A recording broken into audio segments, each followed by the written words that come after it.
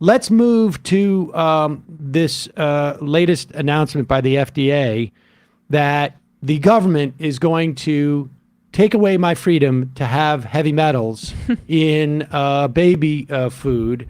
And again, meddling in this relationship that I have. It's just one more example, like light bulbs, where I'm not going to be able to get lead in my baby food. Can you walk us through that?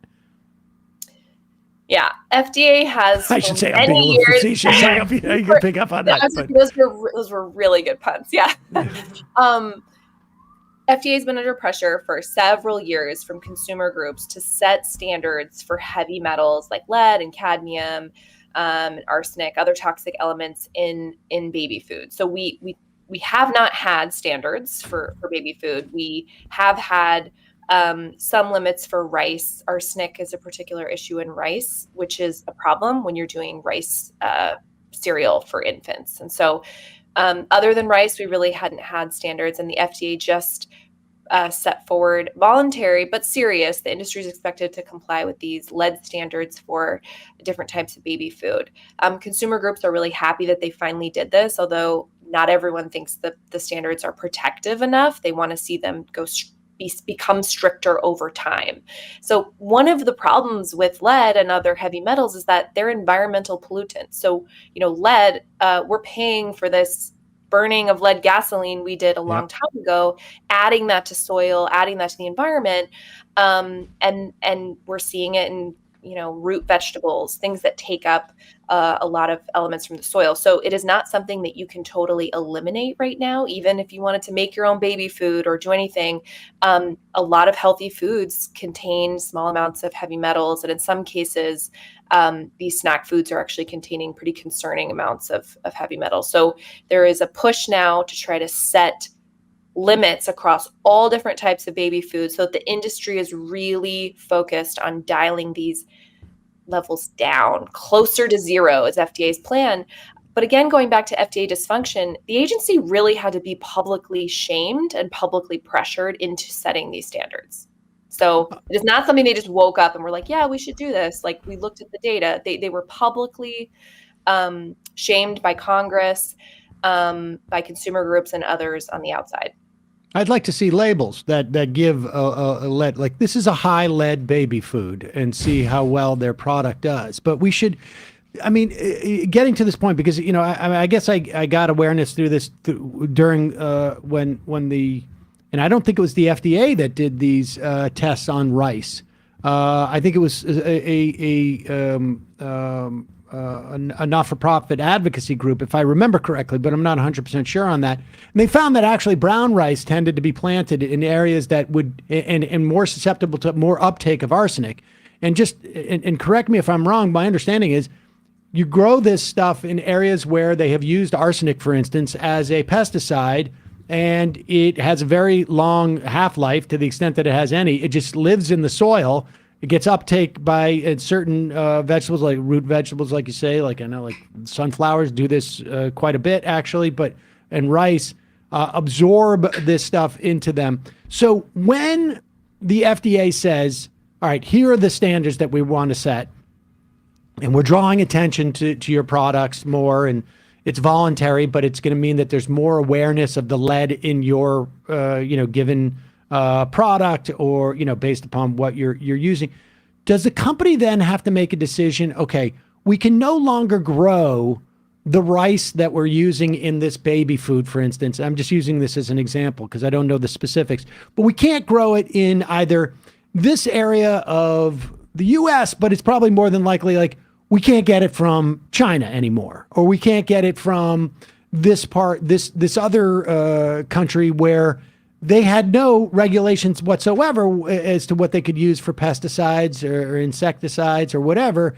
And their soil is just tainted, and we need to find a different place. That's going to cost us money. Is that basically the dynamic that we're looking at?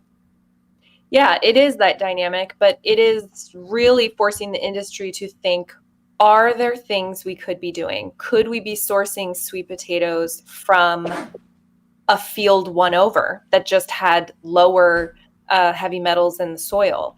Are there things that growers could be doing to reduce this? This is a question for the Agricultural Research Service over at USDA. This is something that is solvable with many people focusing on it. You can't eliminate all exposure to heavy metals because of the environmental pollution, and some of them are naturally occurring, but you could reduce it a lot with some focus, with some real attention to sourcing and what kind of conditions these products are grown in. And so that's really what setting standards does, is it makes the industry go, ooh, if our product's tested and we're not meeting this FDA limit, like we could really be in hot water. And it really forces testing where maybe there was none or very little. Some companies do a lot of testing voluntarily, but there's no real requirement to do that. And so, I mean, regulations make the products better. I mean, that's basically it. I think we could all agree that paying attention to neurotoxins in baby food is worth doing, right? I mean, these are. I'm not sure that we can, who the we is in that, because all three of us can. I mean, look. Yeah. I've never heard a conservative say lead in baby food's not an issue. They may not be talking about it, but I think if you take this to most consumers, to most people across the political spectrum, I think there is agreement that lead, which has been proven to reduce IQs and increase behavioral problems and all sorts of neurodevelopment issues, I do think this is one of those issues where you would find really broad agreement. I will go out on a limb on that one. Yeah. You may be right about that. I guess I'm just like, they seem to be okay, though, with burning of, let's say, a gas in an apartment where there's evidence that will. I mean, or setting up an FDA that or government structures where regulations so lax that these kinds of things might happen. I mean, in terms of priority, the average voter is going to say no lead in baby food. I understand that, but in practice, the Republicans, they want to dismantle the administrative state. I mean, in some cases, the industry actually wants standards, right? Because they want safe harbor too, right? They want to be like, okay, well, if we can get below this level, are we good? Are we safe? Are we not going to get sued? Are we meeting, without any standards at all? It's kind of disorienting in the market. Well, it's also a race to the bottom, because if there's no standards, then you, all of your incentive structure is to provide the baby food with the most amount of lead, more or less, because it's going to be the cheapest place to grow. It's the least expensive in terms of what you're not going to have to exert any resources to inhibit that in your product. And it just creates a race to the bottom. I think it disincentivizes the investment in testing, because testing is expensive. So if you're spending all this money testing and your competitors aren't, that's also not a level playing field. And so I think there is kind of a level playing field, sort of conservative free market argument that could be made here, where setting clear rules is probably helpful for the industry. Right. I mean, but of course, setting rules is not a free market concept that they would accept. But putting that aside, are there other things that you see out there that have yet to reach the level of the concern in terms of, or the response that we've seen in terms of lead? In other words, I imagine for some time there has been an awareness within your circles that lead and heavy metals in baby food has been a problem. And at one point it reaches the level where the FDA has to, what is the other things that you see on the horizon in terms of issues like that? Yeah, I interviewed FDA Commissioner Robert Califf this week about the FDA reorganization that they're doing. And he brought up chemical safety and chemical issues as an important thing on the food side. And I think he raises a salient point, which is that we're seeing a lot more press coverage and research studies on things like PFAS or PFAS, the forever chemicals that are common in like non-stick applications.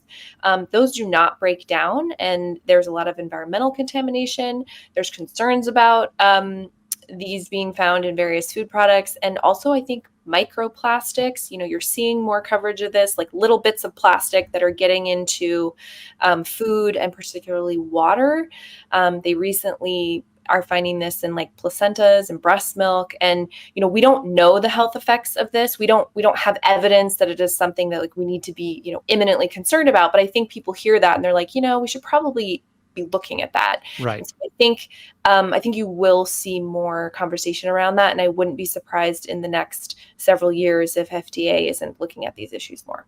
That's interesting. My understanding, having interviewed a lot about PFAS in the course of some like tort cases, that we could all take a sample of blood and there'd be some at least trace amounts of PFAS in all of us, because like you say, this stuff doesn't degrade. It just travels through our environment.